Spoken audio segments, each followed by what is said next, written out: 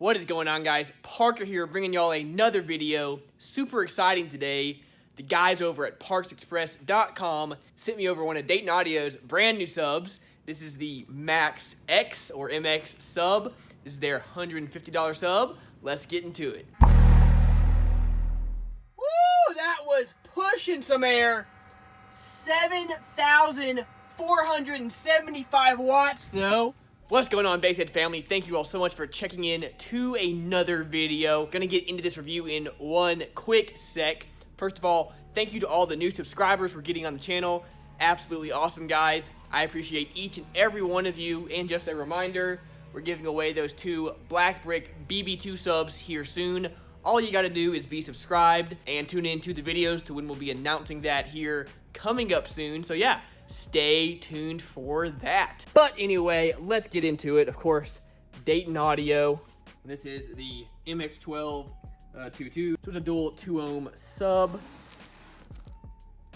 Let's tear into it. First off, it does come packaged pretty nicely. We have some nice foam there and there to really hold it in and keep it safe. Nothing looked damaged or anything whatsoever. So packaging seems to be on point. Here it is, guys. First thing you will notice, we have just a nice solid black dust cap / cone up here. Very, very neat. Pretty sure the only sub I've had has had just a plain dust cap with absolutely nothing on it. Every single one of these subs, you know, has a logo or something on there. So kind of neat, just something different. Super simple and sleek. We have this nice mid-roll surround, but it comes up with the little point. So whereas most surrounds are rolled, I noticed some people like Sundown will have the more point on their surround, so kind of cool to see it here. We do have a stamped steel basket, which is very ordinary for a sub in this price point, but for 150 bucks, it is a pretty big and stout looking sub. Let's get y'all a little look up at it.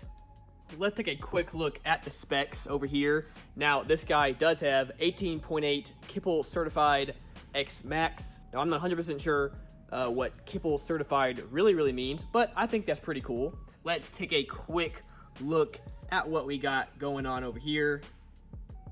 This thing is 27 pounds. Of course, the 12-inch cutout is 11.75. 600 watts RMS, 1200 max. Frequency response is 23 to 450 hertz. Has a 2.5-inch voice coil. Frequency response is 28.8. Has a paper / glass fiber comb. Rubber surround, of course, as I mentioned, steel frame, ferrite motor. It is 7.78 inches deep, and for a sealed box, it likes 0.75 cubic feet, which brings it to around 60 hertz. And then for a vented enclosure, it likes 1.6 cubic feet, tuned to about 31 hertz. Now I have this Scar box over here. It is 2 cubic feet, tuned to like I think 34 hertz. That's the closest I have, and I think it'll do just fine in that. Well, that's the specs. Let's just get another look at it. Again, this cone is just neat, something different. The cone is very stiff, so that's nice. We do have 1 strand of wire going in there. It is sewn into the spider though, and the spider is glued down. Now, there's not a ton of glue over the top like you'll see on some subs. We do have kind of the standard terminals you'll see on these things. Definitely not very big. And we have these right here. Now, I'd make sure these are bent in. One of them was kind of bent out. That could pull on the wire a little bit, and you could risk damaging the wire or cracking that little tab right there. Kind of same on that side. Just gonna push it in a little bit just to make sure nothing stretches. Then we have this decently sized motor. I do like this motor. Nice thick double stack motor. And we do have a kind of a cool little extension plate down here. And we do have some center venting and pole venting. So very neat. Well, that's enough for specs. Let's get this thing in a box. We're gonna let it break in for a while, and then we'll start running some tests.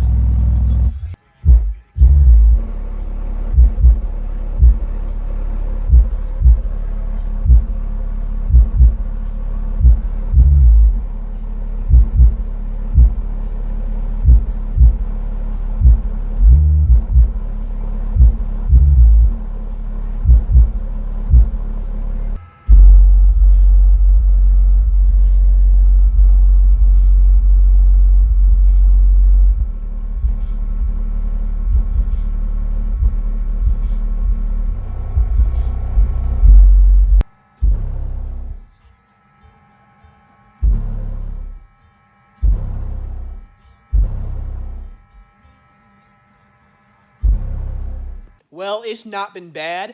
I will say, one issue with having a fully black dust cap is that the camera doesn't really pick it up moving so well. When there's a logo or something on the dust cap, the camera really seems to pick up the excursion a lot more, whereas here, without it being there, it looks like the sub just isn't moving, at least from what I see on my phone. That is just something to notice, something I really never ever thought about as far as filming one of these. But anyway, you saw on that slow motion though, this thing does move pretty decently, so not too bad. Well, this means it's time to get into some testing. Of course, we're going to do the musical RMS test and then the dB test to see how loud we can get it. Let's get into those.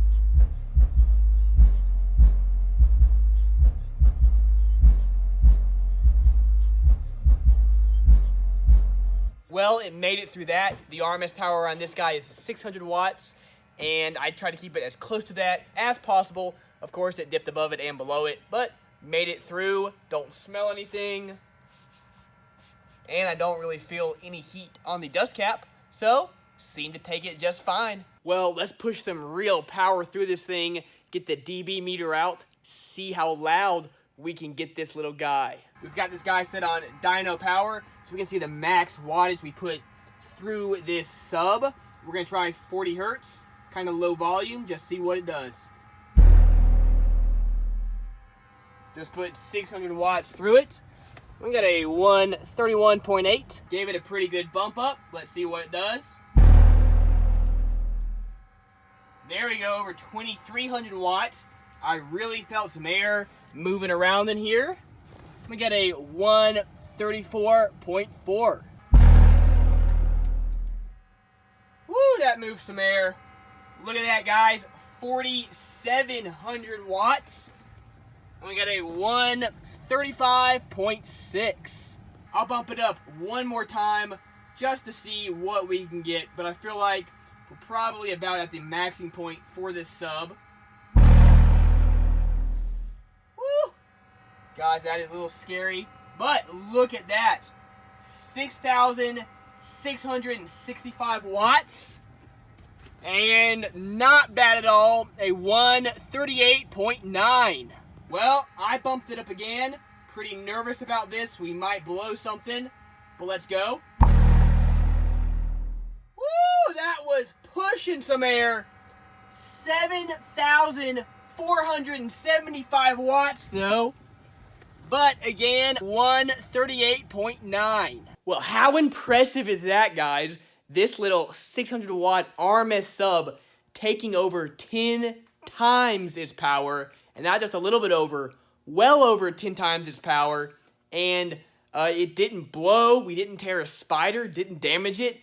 That is wild in my opinion. Shows this sub is at least made really, really strong.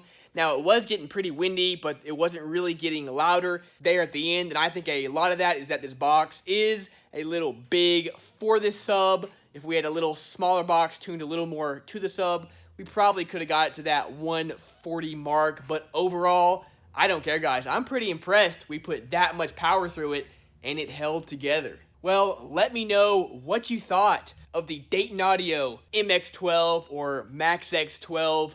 Pretty cool sub. I think it's so neat it has the full, just sleek black look, and the little fella took some power, no problem. Overall happy with it. It sounded pretty good, and it took that power, no problem.